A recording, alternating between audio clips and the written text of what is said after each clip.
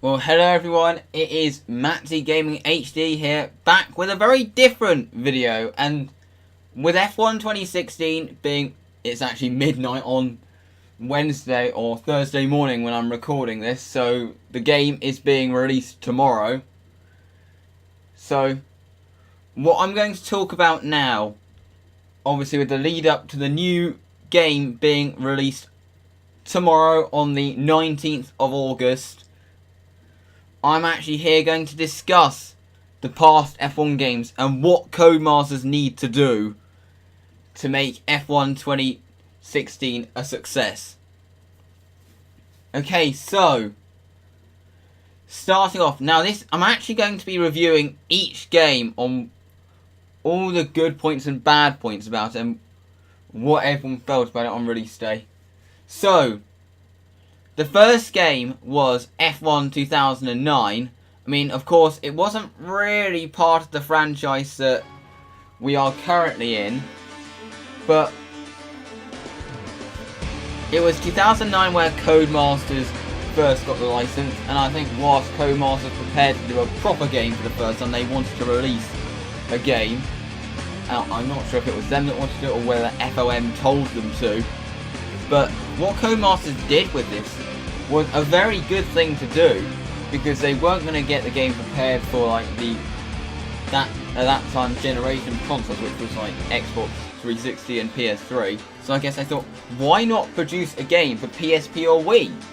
And for the because at that time I remember there were so many Wii consoles around that I used to play quite a lot at that time, because the Wii console was quite popular at that time. But there weren't any F1 games on Wii until Codemasters released this game. So in my opinion, F1 2009 was actually a success considering what they were trying to do. It was a very good game. And it was a game that I played quite a lot on the PSP. So I think F1 2009, of course it wasn't really part of the franchise, but for what they could do, it was a very good game. Considering it's a game that they were only producing because I'm pretty sure FOM pressured them into producing a game for 2009. So they made use of what they could do, and they produced a game which was a success. And still, to this day, 2009, I believe, is the only F1 game on Wii. So still, if you have to resort to a Wii console and you're an F1 fan, F1 2009 is probably the game to play. And it was a pretty good game as well. So, moving on to F1 2010, which was the first proper game in the franchise, and obviously this is the first proper game on the consoles that pretty much everyone was playing on the proper Codemasters engines. And when it got released, I mean, as a game, it probably wasn't the best in the franchise as a game, but the fact is, it was the first game in the franchise, and at that time standards, no one was like expecting too many things. They were just expecting an F1 game with all the drivers and teams for that current generation of consoles. Because the only game there had been on that generation of consoles, the current generation at that time, was F1 Championship Edition, which wasn't really the best game in the world, or most interesting for F1. So everyone was absolutely delighted with F1 2010. Pretty much every F1 fan who had a console got it, and this was a trait that we didn't really see in the other games, which I'm going to discuss later. It was a game that even at the end of its cycle, I did not get bored of it. It was a game I just enjoyed playing and playing and playing. It was a very attractive game, F1 2010 was, so that's why that release was a success. So then they moved on to F1 2011, and F1 2011 was basically F1 2010 with some new features added. I mean, it had fairly different graphics, but the actual game layout was very similar to F1 2010. We obviously had the introduction of the safety car, into 2011, and many other rules that were missing from the 2010 game. So I think the reason is, I'm going to go on to this later with 2015. I think they could have put like things like the safe zone in 2010, but as a way of getting money, they wanted, and I'll explain how that would get them money later. But 2011 was basically 2010 with some new features, and when the game was initially released, it was a really fun game to play. I could just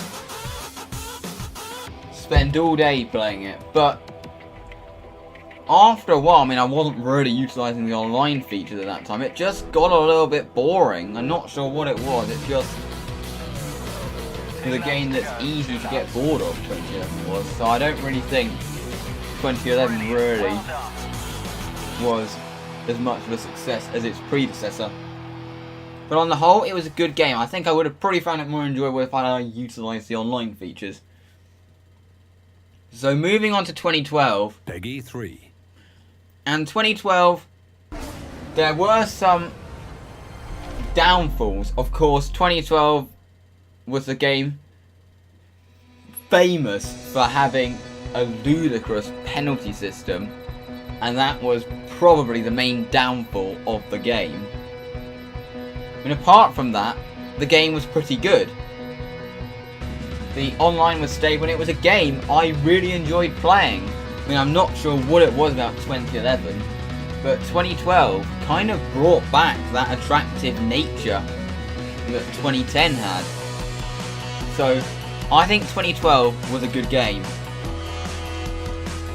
So then we move on to F1 2013, and that was a game that had a lot of potential. The graphics were easily the best they'd been at that stage. And obviously they introduced like the classic content and everything. But the main downfall of this game is there were just so many glitches. First we had the DLC glitch. Then we had the Phantom Car glitch. Then we had the Auto Retire glitch. And at the start of the game, the online was weird, to say the least. For example, Formula Xbox Season 3, for me, it was just disconnection mid-season, even though I have a perfectly decent connection. And that was the main downfall of the game. I had to put an Ethernet cable in for me to stop disconnecting from every race. And there are some people who don't have the luxury of that. And so it was a game that had a lot of potential, and it did have attractive nature and everything. And really, it was a good game. Once they sorted out all the glitches, it was a good game. It's a really enjoyable game to play. I mean, the racing, you could race on that game. It was a good game. But the glitches prevented it from being the best game of the franchise. So, moving on to F1 2014, and this was not Codemasters' biggest success. And obviously, the reason for 2014, I think they originally wanted to do the port over to next gen for 2014, but they needed more time. So in the end, they had to rush out a game on the old gen consoles, so they couldn't really implement much. The graphics were basically the same, and it just was basically 2013 with the 2014 cars, tracks and drivers. There was just not really much difference, and without the classic content as well. There was not really any difference in terms of the actual core game. And of course, Codemasters had to do it that way because it was an obligation to. So they had to produce a game every year, but it was not the best game in the franchise. It was basically a continuation of 2013. So basically all the glitches that were in towards the back end of F1 2013's life cycle were still in F1 2014. So, F1 2014, in my opinion, was a game that they just had to rush because they had to delay next gen, but they still had to do a game. So, and I think that hindered the next game a little bit. So, F1 2015 was obviously a make or break game for Codemasters. It was a game that everyone had the highest hopes for. So, obviously it was the first game on the next gen consoles. So, they knew they wanted to do it right. And first I'm going to talk about the lack of features. Career mode I don't think they intentionally removed. I think FOM, it was FOM that asked them to do that. I think they wanted the drive of a player to be driving as a real driver. So that was the thing about why career mode was removed. That's what I think. Now, safety car, I was talking about there being a money stunt that they were doing. And this is actually someone said this to me whilst I was on holiday, and this was my brother that said this to me. And it's a legitimate thing to think. And once he said this, I thought this could maybe be the reason why the safety car, things like the safety car, weren't present in F1 2015. It was a money stunt. So, they released 2015, and then they thought, well, if we have the same game, but if we make this game good, but then have the next game with the safety car and everything, and all these new features, then everyone's going to get F1 2016 and will not sell 2015. And even if they do sell 2015, then then it wouldn't be Codemasters that have to give up the money. It's the retailer that has to give up the money. So Codemasters would still get the money. And of course, with F1 2016, they'd get the money for 2 games then, if they brought the safety car back. If they were going to do that, I think that's probably what they did with 2010 as well. Not putting the safety car in at first and then implementing it for 2011. If they're going to do that, I mean, of course, any company would do that, considering the fact that it's a company that earns money and everything. It's not just a company that produces games. I mean, of course, they're not Bernie Ecclestone who do all the decisions for the money. But if they're going to do that, they need to make the other features of the game good. And this was a game still that had high hopes. Still, even after hearing it, I still had high hopes for the game. But it's just, the online had so many glitches, which was just made the game just so annoying. It had first the absolutely atrocious online with the new hopper system. It was absolutely atrocious, the online. It obviously improved, but not just that, even towards the back end of the game it was horrible.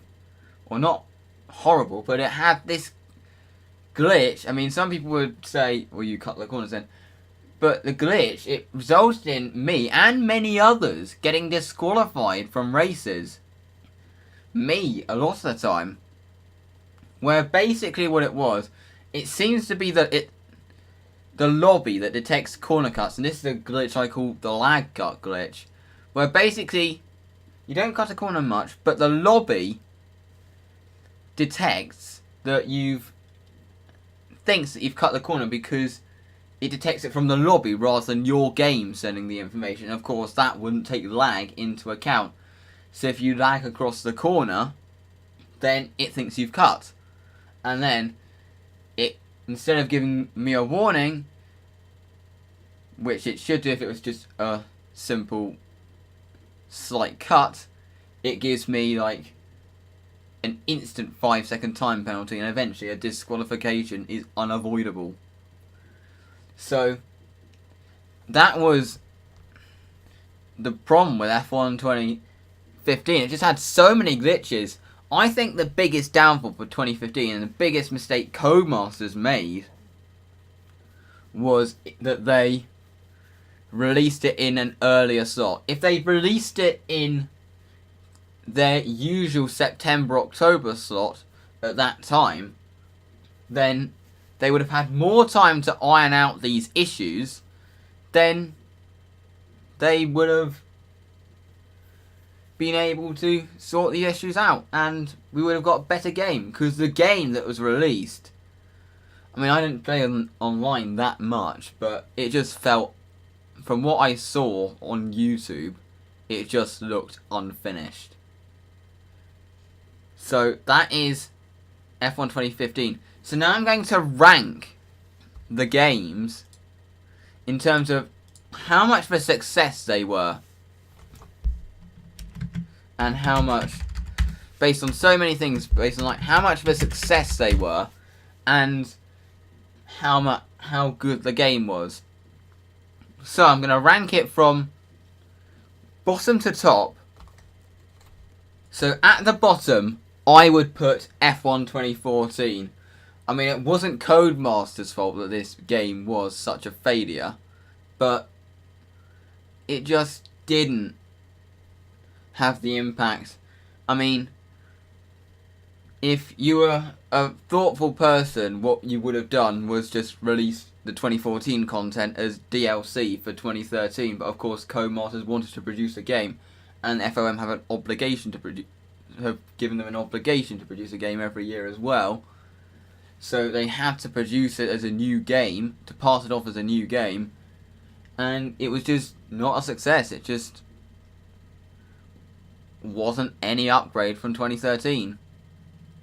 So that's probably the least successful out of the 7 games that have been released so far. So in 6th place in terms of successfulness, F1 2011. It was a game that should have had the impact, but it just didn't have that attractive nature, and people just got bored of it so quickly. I just had so many messages from friends saying they just got bored of it, and this was not just one person, it was many people that they weren't playing it anymore because they just got bored of it, and it was a game that's just easy to get bored of.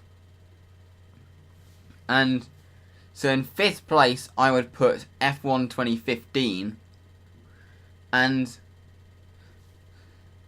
that was a game that should have been at the top, but due to all the issues, it ranked so far down because it had all these glitches. So that's why I'd rank 2015 in 5th place. In 4th place, I'd put F1 2009. People usually class it not a real game in the series, but I think it's a real game in the series, and I think it was a success because, of course, it was Codemasters could only make use of what they had for this game because they couldn't really put too much, despite their because they had to produce it. I just got a bit muddled up there. They had to produce the game because of their obligation with FOM to produce a game every year. And they made good use of the resources that they had, releasing it on a console which has never seen at that time had never seen an F1 game before. So that really worked. The next game in 3rd place on the list was F1 2012, and despite its penalty system glitch and stuff like that, it was a game that, it was actually the game where I started league racing, and it was a game that was good. You could race properly on the game, and the game was fun to play a lot of the time, apart from with all these penalties. So I think 2012 was a good game. So in 2nd on the list, I would put 2013, and it was a game that had good graphics, good content, but the trouble is, all these glitches just were its downfall, and that is what prevented it from taking the top spot. And I think many others would say the same. If it was a glitch-free game, it would have been a real success. It would have probably been the best game in the franchise 2013. And this means at the top of the list, F1 2010. Because it was the first game in the current franchise that there is. And everybody really liked it. It was the first game on the real popular consoles, and it was a game everyone enjoyed. It was addictive. It had good racing on it for the time. It was a game I enjoyed for its whole life cycle, and it was a very good selling game as well. It's the best selling game in the franchise. And that's obviously why I put 2010 at the top of the list. So, moving on to F1 2016. By the sounds of things, if they can get it right, without any unnecessary glitches, it could be a real success. It could be the game everyone wished 2015 was, judging by what they've implemented: career mode, safety car, virtual safety car, the career mode development. They put career mode in and it's back in a better way. So many new features for this year in the gameplay. It could be a success, but they just need to iron out these glitches. If it's glitch free, or obviously it won't be fully glitch free, no game is glitch free. If you could produce a 100% glitch free game, you'd have to be a pretty good developer. I mean, like, you'd have to be like an alien to be able to produce a fully glitch free game. But just it's not all about if there are glitches, it's about the amount of glitches there are. If it's a game with not many glitches, it could be a real success. If it's a game with glitches, then it won't be a success. But Codemasters, please get it right. Thank you very much for watching, and we'll see you. I'm not sure what the next video is going to be. I ordered something for the career mode, and I'm hoping I'll be able to record that video and upload it tomorrow or today. It just depends on what happens, and hopefully you'll see it tomorrow. I have thought up a backstory. I'm trying hard to develop it, but I think it's a good one. And thank you very much for watching, and we'll see you for my next video, whether it's the release day gameplay on F1 2016. Oh yeah, that's what I'm going to talk about. F1 2016, I will be getting it on release day, and obviously I'll be on release day. I've preloaded it on Steam, so in the morning I'm going to play it on Steam, and then I'm going to go to my local store in game in the afternoon, get the Xbox version, hopefully then have some banter online with everyone. And I didn't pre-order it because I don't trust Amazon or anything like that. Like 3 times in the last 3 times out of the 5 times I ordered it off Amazon, I didn't get it on the day. I got it a day late. And we use express delivery. So I'm doing what I did last year. I know that some people who pre-ordered have got the game already. If that's you watching it, screw you, you lucky prick. Joking. Hope everyone who's got the game is enjoying it. I feel extremely jealous. But that is it. Thank you very much for watching, and we'll see you for my next video. Goodbye.